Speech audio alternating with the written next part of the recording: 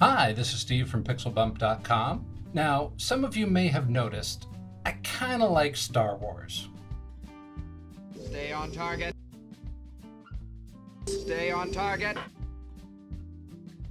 Okay, maybe more than kinda. I may need some help. When I started Pixel Bump, I knew at some point I was going to do some Star Wars visual effects. When my friend Sean Becker, that's right, I just name dropped Sean Becker just like that. What? When he asked me if I would do a hologram effect for Team Unicorn's new video all about the base No Rebels, I jumped on it. So let's take a look at a little piece of the video so we can see what we're going to create. Because you know I'm all about that bass, no rebels. I'm all about that bass, no rebels. I'm all about that bass, no rebels. I'm all about that bass, yeah. Okay, so it's a pretty traditional hologram effect from Star Wars. But when you delve into any VFX based on pre-existing material, it's a good idea to get on the same page about what you're going to create, especially with something like Star Wars, which the effects have subtly varied from film to film. So to kind of fill you in on the process that I had with Sean, I've asked Sean to come by and talk a little bit about the process. So let's listen to that now. So Sean, Yes. what were you looking for in a hologram when you asked me to do it? Basically, like the whole thing with the videos, I wanted to add something a little bit, just more variety to the video overall. So I thought it might be nice because the chorus occurs so much in the song that I wanted to kind of say, I didn't, my biggest fear was the chorus getting stale, nothing toward what we shot or the girl. I just, the more variety, the better. And this was something I thought that, could be something that would take, and I apologize for always saying minimal effort. I know as a graphics guy, hey, can you whip up a quick graphic for me? And I know I'm guilty of asking you that as well. I'm aware of it. Hey, can you just knock this out really quick? Or could you just finish this, knock it out? But I'm just like, hey, a transparent hologram wouldn't be too hard for Steve to do, right? So I basically thought about, let's just keep it simple. I mean, at least like on the shooting side of it, it's an easier setup because when you do shoot a production like this, with the girls, we want to make sure that the girls look good. So we have to have hair, we have to have makeup, we have to have wardrobe. The thing about the holograms is that they'd all be wearing a hood, and even at some of the examples I'm looking at right now, like the hoods are just placed on. There's not really, like they're kind of thrown on. They're not, it was an easier setup and I think we get a lot of value out of it. So, going back to just the way that they communicate in Star Wars with holograms, I just felt like it was a nice little, fun effect that we could add to the video. So I basically wanted to go for this hologram effect. All right, now I remember when you came over and I said, okay, now which version of the hologram do you want to do? You were a little surprised because I think it's something that until you start studying it, you don't notice the subtle differences of like the Leia hologram. Let's see if we can find a good example of it. Of course, now. Well, with Leia hologram, it's more like that's represented as a recording as opposed to a broadcast. Right, but her original one, you can see that has the vertical lines, whereas later they start using horizontal lines. In parts of episode 1 or 2, you start getting color in the holograms rather than the blue tones. In the Clone Wars, we start getting the introduction of this white line striping down it. So it becomes that white line almost acts as like a refresher, almost like it's like a 3D printer, like drawing the image over and over and over again, in my opinion. But even looking at all these examples, like the opacity on all the different forms, and it's not, obviously we have some fan film stuff in here and some like joke parody stuff, but the majority of these are from Star Wars. So you have like shots of Palpatine. You have shots where some of the shots, like Obi-Wan here on Kamino, it looks like has way more interference or way more, or there's more lines here. It's not as clear of a reception, which makes sense because I remember in that scene he's communicating from his ship on a rainy planet, so the reception plays. But like even the different aspects of opacity are different. But even in this one up here where the clone trooper's talking to Palpatine, it looks like that line exists here almost, that they're redrawing that line, but I could be wrong. But yeah, there's many different, I just thought it was, in all honesty, transparent effect with a blue filter with like a television static effect, and we call it a day. Yep. Sounds about right to me. And that was my whole thing. But then like, and I think that hits the core of it. Yeah, but there's a lot more to it. Yeah, there is. But I like the blue cast is fairly classic. So even though the original Leia one was vertical, going horizontal again, that's the standard now. And I really like that we picked up this new edition from the Clone Wars, so it feels a little more like an inclusive, like, as the effect grows with each film, it kind of picks up stylistic effects from the ones previous and then adds something new. Correct. Yeah, no, I mean, in the end, I mean, even in all these different examples, even like in the original Leia one, she looks really overexposed. Like, she's very bright. Yeah. And it seems more, I don't know what the correct term is, but... yeah, she's definitely a lot... It's cruder. Yeah, absolutely. And that might be just a sign of the technology at the time, but I still love the overall look. But yeah, just in this, I always associate, but I always go back just to the original Emperor scene in Empire Strikes Back, where the Emperor shows up in the hood, talking, and they brought it back for episode 1. Like, whenever you saw those holograms, usually the Jedi were wearing hoods, or the Sith were wearing hoods, so I thought it would be a good way to quickly shoot the girls with this. Alright, so let's unleash the After Effects. And I don't think I've remarked on it in the last couple videos, but how are you guys liking the new blue After Effects? I'm really digging the new color scheme. I'm really digging the new layout of stuff, so hopefully you're enjoying it as well. But let's take a look at this shot here, and this was shot in daylight, I was told. First thing I want to do is come in and create a mask, and fortunately she doesn't move much, so we're probably not going to need to animate this. We'll just kind of scan through really quickly, and that looks good.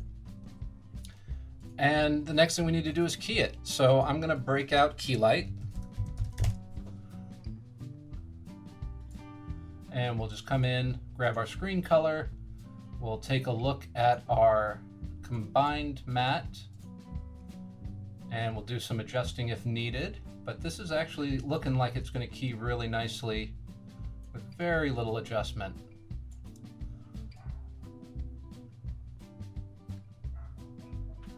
Yeah, I think that looks pretty darn good. All right, so I want to duplicate my footage now, delete off that key light effect, and I'm going to set a Luma matte to my top layer, so the colors will always stay nice and clean. Then I'm just going to grab the advanced spill suppressor, drop it on the bottom layer, get rid of that green edge. Now I'll come in, pre-comp the footage, and I'm going to make 3 copies of it. So I have 3 here, and I'm just going to go ahead and name this red, green, and blue. And let's grab our levels effect, and we want to grab the individual controls, and we're going to drop one on each of the pieces of footage. Because what we want to do is separate it just down to the color that it talks about. So for this one, I'll leave the red output at 100, and I'll drop down the green and blue to 0. So now it's just perfectly red. And if I come down to the green one, we'll do the same thing here. We'll drop out the blue and the red, so it's perfectly green. And we'll come down to the blue, and we'll drop out the red and the green. So now, if I come in and turn these all to add mode, it looks like we're right back to where we started. But what we have now is the ability to shift colors in and out. And what this is going to do is give us a really nice analog-y distortion effect. So I'm going to take each one of these, grab their position, and I'm going to add a wiggle to each of them. And we'll just go ahead, add a wiggle. We'll say maybe 1 second, 1 time per second, and maybe 10 pixels. And we'll just grab that, and we'll put it on each one of these. And let's go ahead and take a preview and see how that looks. We don't want it to go crazy, but we definitely want to have a little bit of a distortion effect. And here I think the amount is pretty good, but it's really slow. It's just kind of bobbing around. So maybe I'll increase each of these to 5.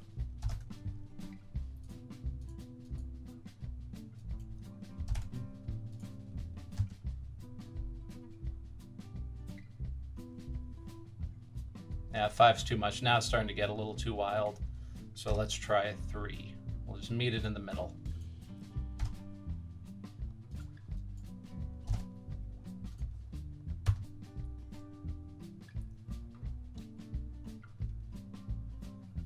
And now I think the amount of shake is about right, but I think it's too many pixels. So let's go down to 5 and 5 and 5.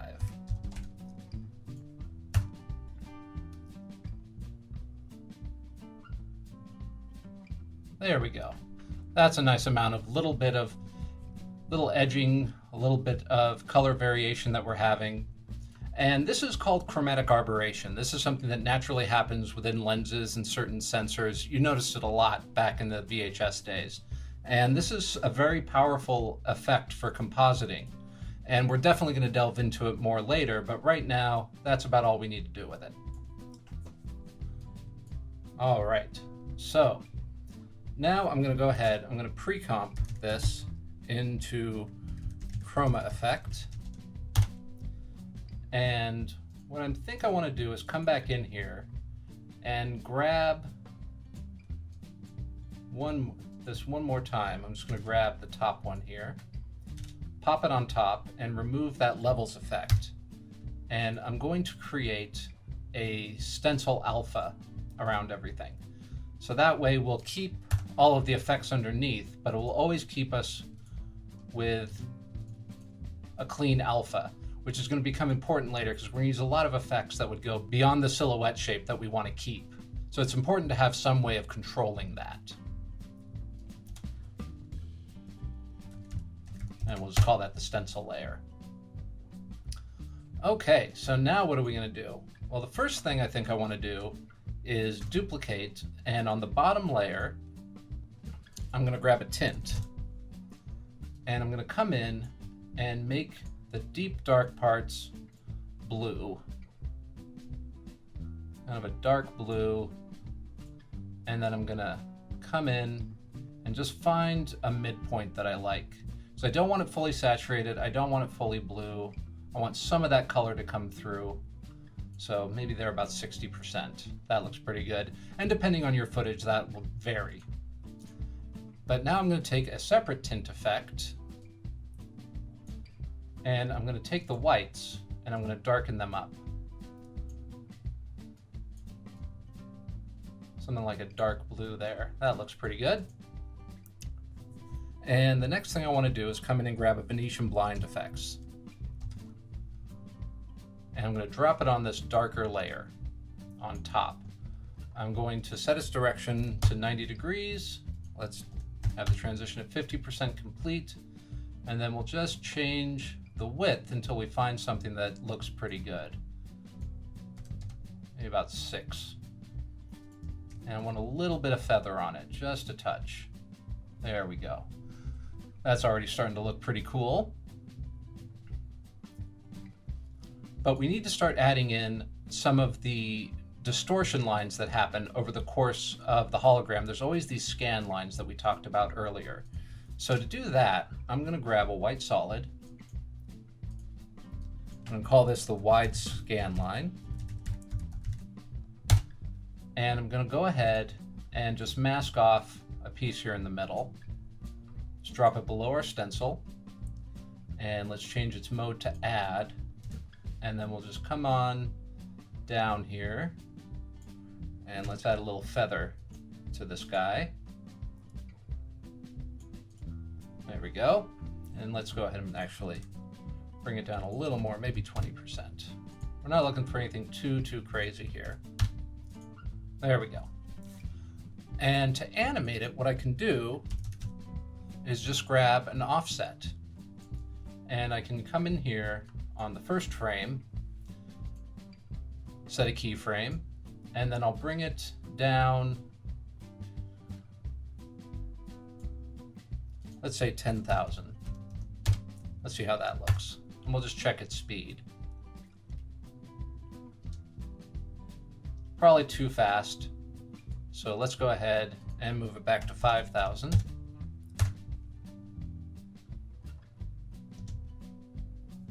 There we go, that's looking better. But what I would like to do is give it a little bit of wiggle on its own, because right now it's moving perfectly smooth down the silhouette. And the more distorted this effect becomes, the better it becomes. So let's go ahead, instead of adding it to the position, we need to add it to the offset. Let's go 1 and 50 there, and I bet we'll see a better result.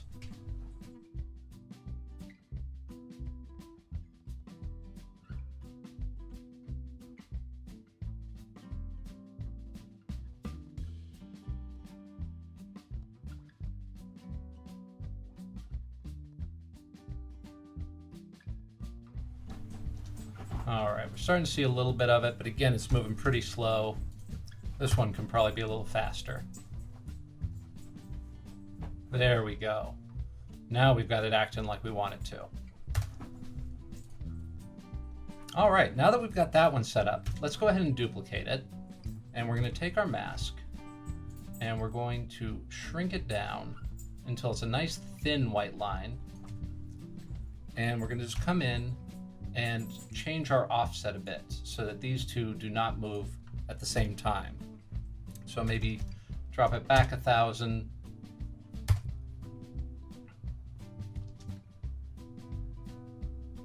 And for this one, I think that amount of wiggle is too much. So let's drop this one down to maybe 30.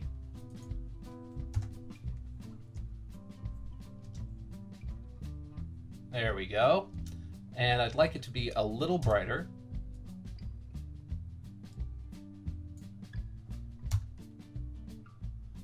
Just like it's constantly scanning through the image trying to refresh.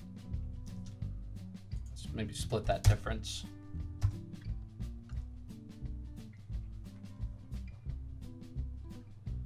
There we go. And we'll call this the thin scan line.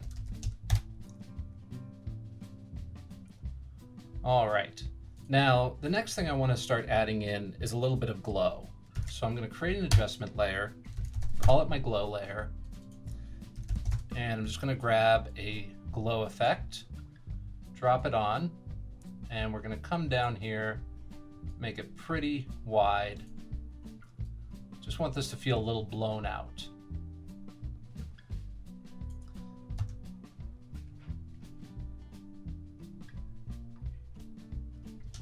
Now let's go ahead and add a little opacity wiggle to this one, and maybe go at 3 and 25.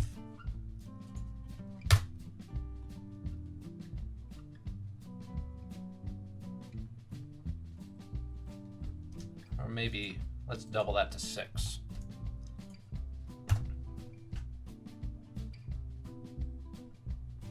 There we go. Looks like there's a little bit of chromatic action happening up in the highlights, which is always nice. So let's go ahead and let's just boost that intensity a little bit, see how that looks. There we go. I'm pretty happy with that. Now it's time to add the heavy distortion. So I'm going to come in, I'm going to create another adjustment layer, and I'm going to call this noise. And I'm just going to come in, grab a noise effect, drop it on, and I don't want colored noise. And maybe 20%, that looks pretty good. I think in between the darker tint of the scan line and the actual effect itself is where this is going to look best. So let's go ahead and bring down its intensity a little bit, maybe 65%. And you guessed it, one more wiggle. So we'll go with 5 and maybe 40. Make this one really kind of come in and out. There we go. Nice staticky extra effect happening.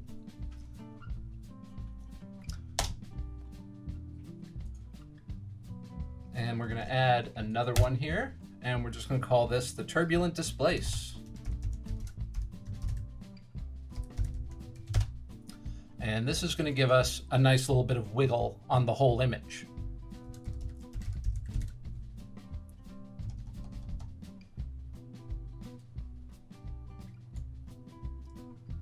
We'll drop that on, and we'll make the size fairly small, maybe something like 10.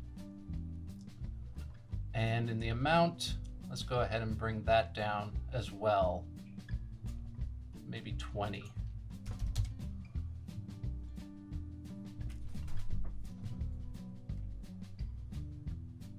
That looks pretty good.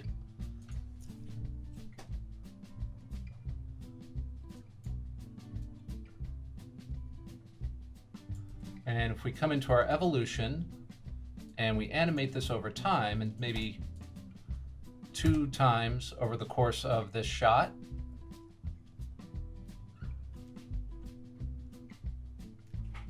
there we go. That's looking pretty darn good. And the last thing I want to do for the distortion effect is come in here, and I'm going to add another blinds effect.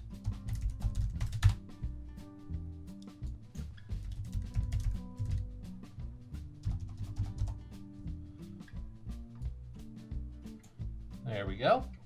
And this one will also be 50 and at 90 degrees, but I'm going to want to keep this one wider than the first.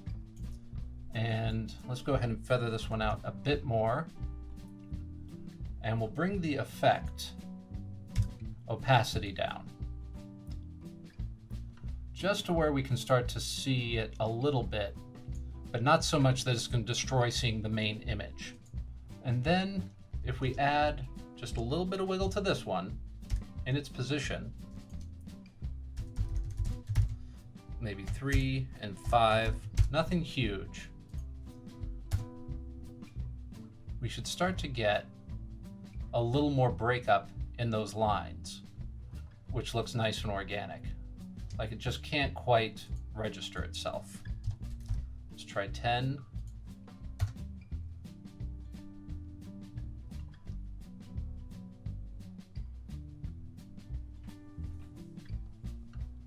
Yeah, I think that's looking pretty good.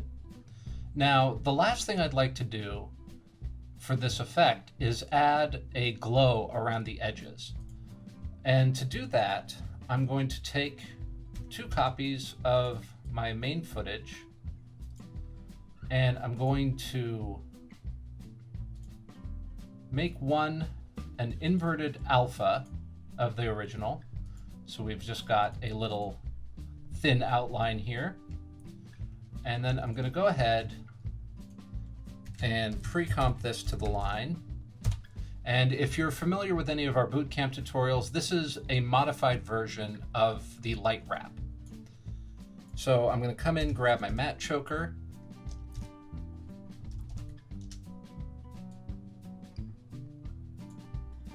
and I'll go negative with it. And let's go ahead and add a fast blur on top of that.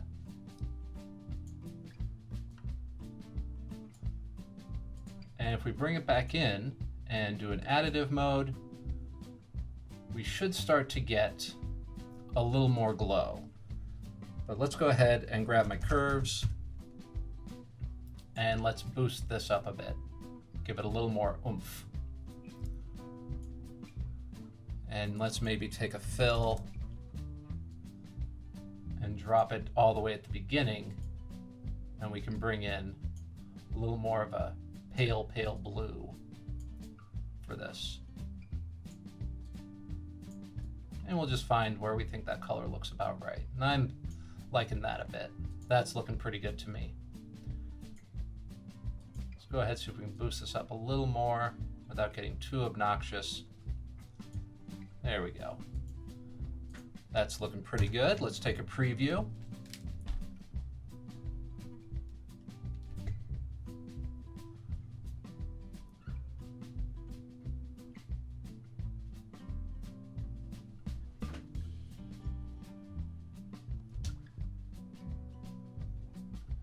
And there we go. I think that's looking really good. Last thing we need to do is come in here and we're going to pre-comp everything. And we'll call this the effect. And I'm going to come down to my raster folder and grab our background. And now we've got the background composited in, but we need to have a little more transparency. So I'm going to take the effect. First layer I'm going to set to the screen mode, but you can see that all the bright spots are completely blowing out. So with the bottom footage, what I'll do is I'm going to come in and add another fill to that, which I'll make black. And again, looks like nothing's changed, but now I have the ability to come in and control the amount of transparency in the image. So somewhere around 90, I think is about right. It's transparent, but not overly transparent.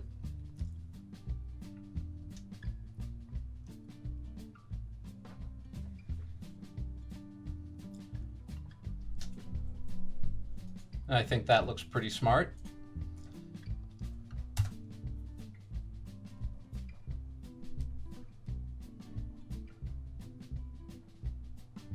All right, I think we have a very convincing little hologram here. I think what I might want to do over the whole image as a last touch is add one more glow just to tie some things together. So I'll go ahead and blow it out quite a bit, and I'll grab the threshold, bring it back down, and drop the intensity a little bit.